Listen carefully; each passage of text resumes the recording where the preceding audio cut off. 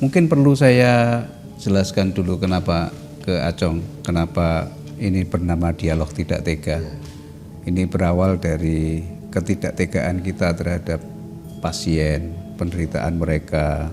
Tetapi lama-lama ini berkembang menjadi ketidaktegaan kita terhadap diri kita sendiri, terhadap sistem. Kebetulan sifat Nabi Muhammad nomor 1 yang benar itu, sifat Nabi Muhammad itu adalah tidak tega kepada orang yang menderita. Dan sifat itu bukan bikinan dia, tapi digelarkan oleh Tuhan. Jadi Allah menyebut laqad ja'akum rasulun min anfusikum, sifat pertama azizun alaihi ma anittum. Jadi Muhammad itu selalu tidak tega melihat orang menderita. Dan itu kita kemudian anggap, nanti terusnya baru yang 3 tadi, mengayomi, penuh kasih sayang, saling percaya, itu kan. Raufur Rahim. Kira-kira itu sebabnya kita sebut ini dialog tidak tega. Dialog tidak tega. Itu kenapa itu. Dan di episode kemarin kita sudah mendapatkan satu pertanyaan dari ujian kita. Kita diuji oleh guru kita. Dan di episode kali ini kita juga siap untuk menghadapi pertanyaan berikutnya yang kita nggak tahu bakal ini pertanyaan apa. Bukan penguji kepada yang diuji, tapi pertanyaan kepada masyarakat umum, utamanya jamaah ma'iyah, anak cucu saya di mana-mana di seluruh dunia ya, untuk menanyakan sejumlah hal dalam rangka mengkonfirmasi apa yang mereka pahami ketika dicerminkan pada 2 orang dokter ini kira-kira gimana. Misalnya dulu Pak Edot, saya, Mas Acong, saya waktu di pesantren saya belajar mahfudot, namanya mahfudot itu kata-kata mutiara, kata-kata bijak, namanya mahfudot, sesuatu yang jadi mahfud itu dikata hafat, menjaga. Jadi mahfud itu sesuatu yang dijaga. Jadi ada beberapa nilai dalam hidup yang kita harus menjaganya seumur hidup. Makanya disebut mahfudot. Kalau Pak Mahfud bukan dijaga. Ya mahfud orang yang dijaga. Oh, oke. Ya. Tapi mungkin ada orang yang dijaga Tuhan tapi dia sendiri tidak menjaga dirinya juga ada. Gitu ya. Oke, dari kata-kata mahfudot di pesantren Gontor dulu saya dapat kalimat dari guru saya, al-aqlu salim fil jismi salim. Itu kalau bahasa Latinnya mensana in corpore sano. Nah, saya mau konfirmasi.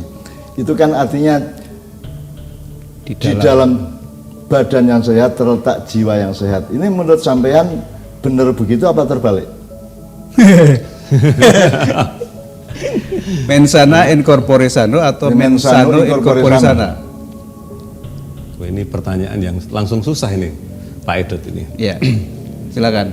Kalau saya sih begini, saya belajar dari sekelumit pengalaman aja, karena kalau pengalaman pasti beliaunya ini guru saya, Cak Nun mah guru kehidupan saya. Tapi begini, yang sudah-sudah adalah saat kondisi fisik itu ada satu kelainan, itu diakui tidak diakui sedikit banyak pasti akan mempengaruhi sisi psikologisnya. Psikologis saya enggak matur kejiwaan karena itu udah ada spesialisasinya sendiri.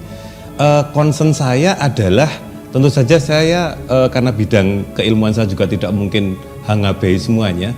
Target saya sebenarnya saat saya ketemu pasien-pasien yang memerlukan spesialisasi saya, ada satu harapan gini, ada mengubah suatu ketidakbersyukuran menjadi kebersyukuran.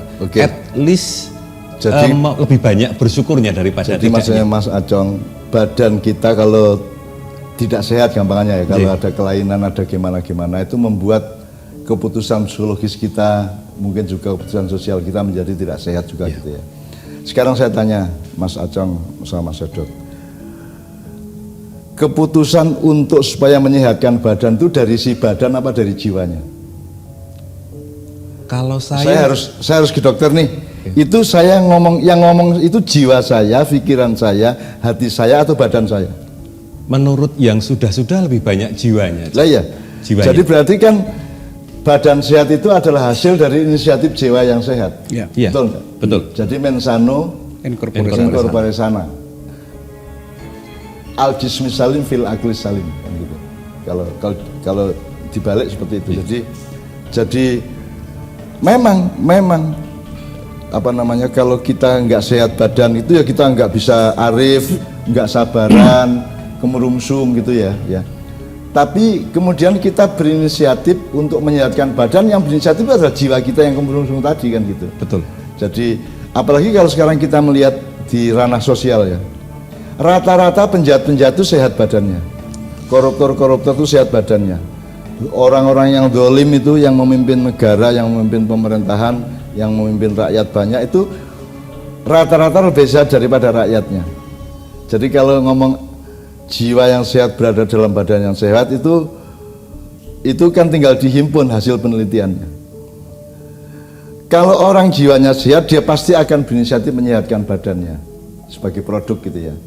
Tapi kalau orang yang badannya sehat, jiwanya tidak sehat, dia tidak berinisiatif untuk menyehatkan jiwanya karena yang punya inisiatif untuk menyehatkan jiwa adalah jiwa itu sendiri, akalnya itu sendiri atau hatinya itu sendiri kan gitu. Karena badan kan tidak punya amr. Tidak punya irodah, tidak punya kemauan, tidak punya kehendak, bahkan tidak punya pemahaman. Badan tidak, jadi al-jismus salim, badannya sehat itu sesehat-sehatnya dia tidak punya kehendak. Badannya sehat itu pasti hanya merupakan produk dari jiwa yang sehat. Jadi kalau yang saya ingin konfirmasikan tadi itu kan adalah itu mensana incorpore sano itu apa tidak lebih tepat kalau mensano incorpore sana, al-jismu salim fil akli salim gitu. Karena kalau dilihat hulu hilirnya, dilihat produk dan produsen dan produknya, jiwa itu kan produsennya, kehendak, pemikiran, pemahaman, pemetaan, pengertian dan seterusnya, itu kan dia yang melahirkan satu kerucutan kehendak itu supaya badannya sehat yang gitu. Tapi itu pun kalau menurut saya itu belum jangkep betul, Cak. Artinya ada juga orang yang secara fisik sehat, secara jasmani sehat, secara rohani dia sehat. Tetapi kalau secara sosial dia tidak sehat, maka dia tidak disebut dengan orang yang sehat atau jiwa yang sehat. Nah, masalahnya kan kalau kembali ke Mas Acong kan soal batas. Kalau al-jismu salim, badannya sehat itu batasnya agak lebih gampang. Ya, darah mengalir lancar, tekanannya sedemikian rupa, ya toh, sarafnya punya kepekaan sedemikian rupa, tidak ada yang kecepit atau segala macam itu ya. Pokoknya ukuran-ukuran sehatnya badan itu agak lebih sederhana dibanding ukuran jiwa yang sehat. Kita mungkin selama ini memang tidak pernah mempelajari, karena yang kita pelajari kan cuma psikologi. Psikologi kan tidak ada Tuhannya, kan gitu kan. Ilmu psikologi aja kan tidak ada Tuhan. Artinya kalau saya itu sehat itu menurut Tuhan, maka saya pelajari semua informasi dari Tuhan. Gitu. Jadi ilmu pengetahuan saya mengenai jiwa yang sehat itu dari informasi Tuhan, karena yang bikin Tuhan ya.